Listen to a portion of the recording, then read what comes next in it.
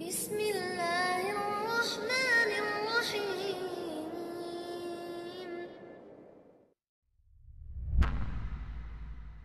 Yaitu prinsip dari agama Islam ini yang kedua, alla na'budu illa bima syara'a fi kitabihi atau fi sunnati rasulih sallallahu alaihi wasallam la bil bid'ah wala bil ahwa. Tidak boleh kita beribadah melainkan dengan apa yang telah Allah syariatkan dalam kitabnya atau yang telah disyariatkan dalam sunnah nabinya sallallahu alaihi wasallam, tidak dengan bid'ah dan tidak dengan hawa nafsu. Artinya kita wajib untuk beribadah kepada Allah menurut syariat yang ada atau yang dibawa oleh Nabi Muhammad SAW. Kita wajib beribadah menurut syariat yang dibawa oleh Nabi Muhammad SAW, bukan syariat yang lainnya, bukan syariat nabi-nabi yang lain, tidak, syariat yang dibawa oleh Nabi Muhammad SAW. Tidak boleh kita melakukan perbuatan bid'ah dan nggak boleh kita mengikuti hawa nafsu. Wajiban kita untuk ittiba. Kalau kita sudah mengatakan wa asyhadu anna Muhammadar Rasulullah, bahwasanya Muhammad utusan Allah, kita wajib untuk ittiba kepada Rasulullah SAW. Apa yang datang dari Rasul kita ambil, yang dilarang kita tinggalkan. Wa ma atakumur rasul fakhudhu wa ma nahakum anhu fantahu. Wattaqullaha innallaha syadidul iqab. Apa saja yang datang kepada kamu dari Rasul kamu ambil, yang dilarang kamu tinggalkan. Bertakwalah kepada Allah karena Allah itu sangat keras siksanya. Dalam surah Al-Hasyr ayat 7. Allah juga berfirman dalam surah Ali Imran ayat 31, "Qul in kuntum tuhibbunallaha fattabi'uni yuhibbukumullah wa yaghfir lakum dzunubakum wallahu ghafurur rahim." Katakanlah, seandainya kamu cinta kepada Allah, ikuti aku. Insya Allah akan cinta kepada kalian. Allah akan mengampuni dosa kalian. Allah itu Maha Pengampun dan Allah itu Maha Penyayang. Ini dua prinsip yang harus kita perhatikan, dan kita wajib menjauhkan semua bid'ah. Karena yang menyuruh untuk menjauhkan semua bid'ah adalah Rasulullah SAW. Wa iyyakum wa muhdatsatil umur fa inna kulla muhdatsatin bid'ah wa kulla bid'atin dhalalah. Jauhkan dari kalian dari setiap perkara-perkara yang baru, karena setiap yang baru adalah sesat. Setiap yang baru adalah bid'ah dan setiap bid'ah adalah sesat. Hadis ini sahih, diriwayatkan oleh Imam Ahmad, Abu Daud, Tirmidzi, Ibnu Majah dan yang lainnya. Ya, Nabi SAW menyuruh kita untuk menjauhkan semua perkara yang baru dalam agama ini, karena setiap yang baru adalah bid'ah, setiap bid'ah sesat.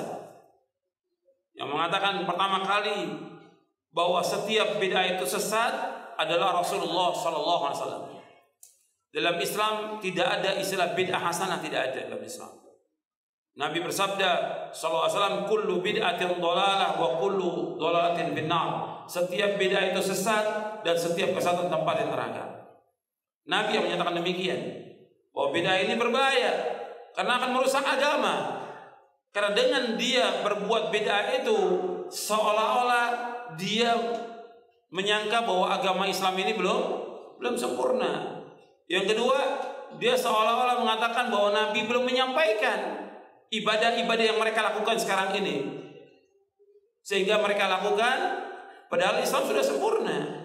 Ini menganggap apa? Menuduh Nabi apa kalau begini? Khianat. Menuduh Nabi mereka khianat. Maka nggak boleh orang mengadakan satu yang baru agama ini, karena sudah sempurna agama Islam.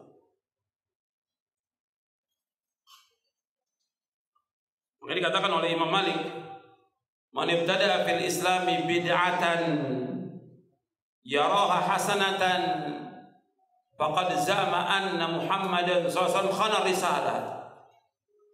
Fa inna Allah yaqul al-yawma akmaltu lakum dinakum wa atmamtu 'alaikum ni'mati wa raditu lakum al-Islam dina.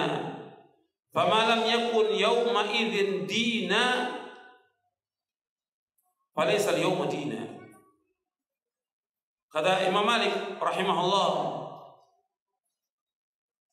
barang siapa mengadakan satu bid'ah dalam agama Islam ini, yang dia menyangka bid'ah itu baik, hasanah, bid'ah hasanah, maka sungguh dia telah menuduh Nabi Muhammad SAW telah khianat kepada risalah.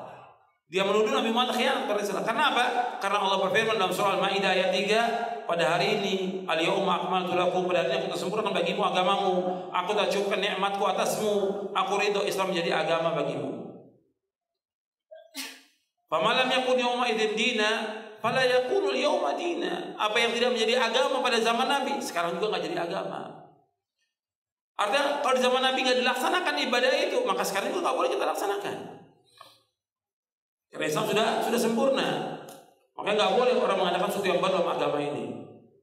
Dan kalau kita lihat banyak sekali orang berbuat bid'ah dari umat Islam. Ribuan bid'ah yang mereka lakukan. Padahal bid'ah ini dicintai oleh siapa? Oleh siapa? Oleh iblis. Yang mencintai bid'ah iblis. Karena iblis tujuannya untuk merusak apa? Agama. Kata Imam Sufyan Ats-Tsauri rahimahullah, al-bid'atu ahabbu ila iblis minal ma'siyah, wal ma'siyatu yutabu minha, wal bid'atu la yutabu minha. Bid'ah itu lebih dicintai oleh iblis daripada maksiat. Kalau maksiat orangnya diingatkan akan taubat, tapi orang berbuat bid'ah nggak mau taubat. Dia mesti berhujjah dengan dalil-dalil yang sangat lemah, lebih lemah dari sarang laba-laba. Jadi selalu mereka berbuat beda, alasannya ya kan baik, ini kan bagus, ini kan syiar. Apa salahnya kita ngadakan begini? Apa salahnya? Bayangkan ini agama Islam yang Allah turunkan kepada Nabi Muhammad SAW, yang dibawa oleh Nabi. Dan Nabi ingatkan terus tentang bahaya bid'ah. Kok dijawab oleh apa salahnya? Ini kan syiar. Bukankah ini baik? Kalau baik, mestinya para sahabat sudah melakukannya. Lau kana khairan la sabaquna ilaihi. Kalau seandainya itu baik, para sahabat sudah melakukan perbuatan itu. Tapi dilakukan oleh kaum muslimin. Bid'ah ini semakin hari semakin banyak bertambah. Padahal mereka melakukan amalan bid'ah yang mereka lakukan diterima atau tidak? Tidak. Nabi bersabda SAW, untuk melihat di halaman 22, man ahdatsa fi amrina hadza ma laysa minhu fa huwa rad. Barang siapa mengadakan sesuatu yang baru dalam agama kami yang tidak contohnya, maka tertolak. Tertolak. Hadis ini sahih Bukhari dan Muslim. Dari Ummul Mukminin Aisyah radhiyallahu anha. Nabi juga bersabda, man amila amalan laysa alaihi amrun fa huwa raddun. Barang siapa mengamalkan satu amalan yang tidak ada contoh dari kami, tertolak amalan itu. Tidak diterima oleh Allah. Sudah capek, sudah lelah, sudah letih, tidak diterima amalnya. Rugi dia. Rugi dunia, rugi akhirat. Karena orang berbuat bid'ah diancam dengan masuk neraka. Kullu bid'atin dhalalah wa kullu dhalalatin finnar. Setiap bid'ah itu sesat, setiap kesesatan tempat neraka. Kalau dia sebagai pengikut Nabi Muhammad, umat Nabi Muhammad, kewajiban dia untuk apa? Ittiba. Dan ini mudah, tidak sulit. Tidak sulit, mudah. Makanya kata Al-Imam Ibnul Qayyim rahimahullah, kata beliau, kalau ditakdirkan oleh Allah Nabi Muhammad hidup di zaman kita, zaman Ibnul Qayyim, berani gak kalian untuk mengadakan yang baru dalam agama ini atau menentang? Ya kan berani dia. Tapi kenapa kalian menentang? Padahal sama aja, beliau sudah wafat, beliau masih hidup, kewajiban kita untuk mengikuti siapa? Rasulullah. Hatta beliau sudah wafat, tetap wajib. Makanya ini kalau kita lihat orang-orang yang mengadakan sesuatu yang baru agama, dia tidak melaksanakan syahadatnya dia wa asyhadu anna Muhammadar Rasulullah. Dan dia nggak punya adab kepada Rasulullah SAW, nggak punya adab melakukan bid'ah itu. Itu dikatakan oleh Al-Imam Ibnu Qayyim dalam kitabnya Madarijus Salikin, bahwa orang yang tidak mengikuti Rasulullah, bahkan menolak Rasulullah, orang ini nggak punya adab. Nggak punya adab. Kalau nggak punya adab, berarti orang itu sebagai tanda apa? Tanda kebinasaan. Sebab orang yang punya adab kepada Allah, kepada Rasulnya, kepada orang tuanya, kepada manusia, ini unwanu sa'adatil mar'i, merupakan tanda atau ciri kebahagiaan seorang. Ketika dia nggak punya adab, ini merupakan unwan syaqawatil mar', merupakan tanda celakanya orang itu. Di dunia udah kelihatan orang ini celaka karena apa? Menolak dalil, menolak Quran, menolak hadis, mengikuti bid'ah dan yang lainnya. Ini celaka orang ini. Makanya kita harus perhatikan. Kalau kita mengatakan cinta kepada Nabi Muhammad SAW, kita wajib ittiba pada beliau. Sekarang banyak orang mengaku cinta kepada Nabi, tapi semuanya bohong. Tidak sesuai dengan apa yang dikehendaki dan diinginkan oleh Nabi Muhammad SAW.